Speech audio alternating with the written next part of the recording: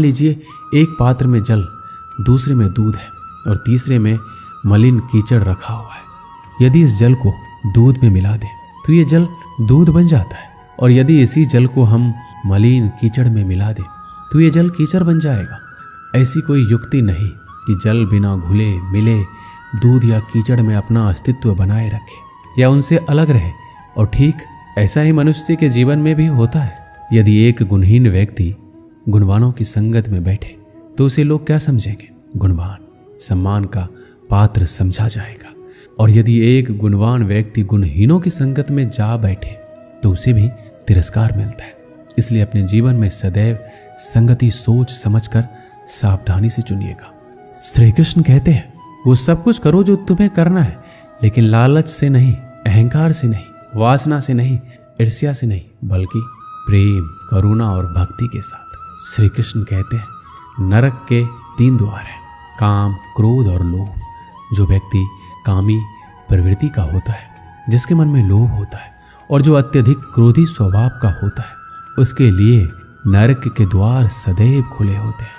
अर्थात ऐसे व्यक्ति को तो सिर्फ नरक में ही जगह मिलती है। मनुष्य सब कुछ चाहता है पर सब कुछ उसे नहीं मिल सकता। आपको जो नहीं मिला उसके लिए पश्चाताप मत करो, और जो आपसे खो गया, जो आपसे अलग हो गया, उसके लिए निराश भी मत हो। भगवान कहते हैं, मैं सभी प्राणियों के हृदय में स्थित आत्मा हूं। मैं ही सभी प्राणियों का आदि, मध्य और अंत हूं। समय एक सा नहीं रहता। आज दुख है तो कल सुख भी आएंगे, और सुख के बाद दुख आना भी स्वाभाविक है। श्री कृष्ण कहते हैं, मनुष्य भी बड़ा विचित्र प्राणी है।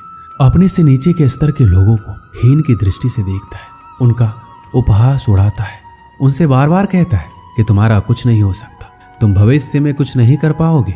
जब मनुष्य के पास धन, संपत्ति, मान, सम्मान होता है तो दूसरों का आदर नहीं करता, परंतु वो एक बात भूल जाता है कि उससे भी अधिक शक्तिशाली कोई अस्तित्व में है, और वो है समय।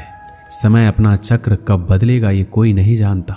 समय अपनी करवट कब लेगा ये कोई नहीं जानता। कोयला भी समय के साथ हीरे में परिवर्तित हो जाता है। इसीलिए जीवन में कभी भी किसी का उपहास नहीं उड़ाना चाहिए।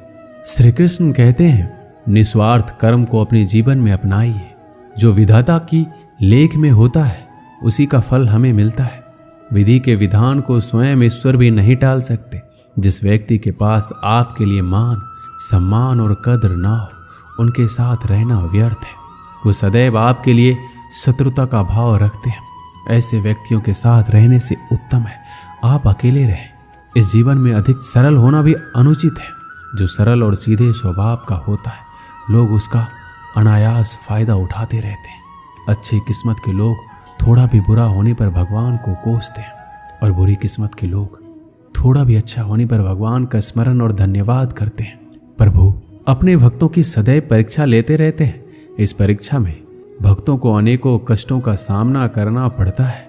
सामान्य लोग इसे अपना दुख मानकर पीछा छुड़ाते हैं, वहीं साधक तथा प्रेमी प्रभु की इच्छा समझकर उसका सामना करते हैं। जो लोग कहते हैं कि अपनों के आगे झुकने में कोई बुराई नहीं है, उन्हें ये मालूम होना चाहिए कि जो सच में अपने होते हैं ना, वो कभी झुकने ही नहीं देते। दिव्यता केवल शक्तिशाली होने में नहीं, बल्कि दूसरों में शक्ति जागृत करने में। जब लोग आपकी बुराई करें तो परेशान ना हो, क्योंकि वो लोग आपको महत्व देने का कोई और तरीका नहीं जानते। सबसे इस तरह का व्यवहार कीजिए कि कोई आपके बारे में बुरा भी कहे तो कोई उस पर विश्वास ना करे। हम ना बोले फिर भी वो सुन लेता है, इसीलिए उसका नाम परमात्मा है। वो ना बोले फिर भी हमें सुनाई दे, उसी का नाम श्रद्धा है। अगर कोई व्यक्ति शिक्षा से पहले संस्कार, व्यापार से पहले व्यवहार, भगवान से पहले माता पिता को पहचान ले तो जिंदगी में कभी कठिनाई नहीं आएगी। स्वार्थ संसार का एक ऐसा कुआं है जिसमें गिरकर निकल पाना बड़ा कठिन होता है। श्री कृष्ण कहते हैं, आपने चुंबक को तो देखा ही होगा, कैसे वो लोहे की ओर आकर्षित होता है और कैसे वो लोहे को अपनी ओर आकर्षित करता है, क्योंकि उसके स्वभाव में ही आकर्षण है। हम सबके भीतर एक ऐसा ही चुंबक होता है, विचार का चुंबक, जो सदा अपने ही जैसे विचारों को आकर्षित करता है। हम जो बोलते हैं वही करते हैं, उसी प्रकार हम जो सोचते हैं वैसा ही पाते हैं।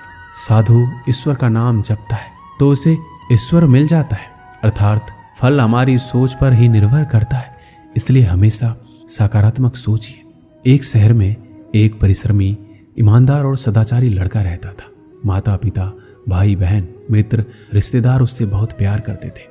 सबकी सहायता को तत्पर रहने के कारण पड़ोसी से लेकर सहकर्मी तक उसका सम्मान करते थे। सब कुछ अच्छा था, किंतु जीवन में वह जिस सफलता प्राप्ति का सपना देखा करता था वह उससे कोसों दूर था। वह दिन रात जी जान लगाकर मेहनत करता, किंतु असफलता ही उसके हाथ लगती।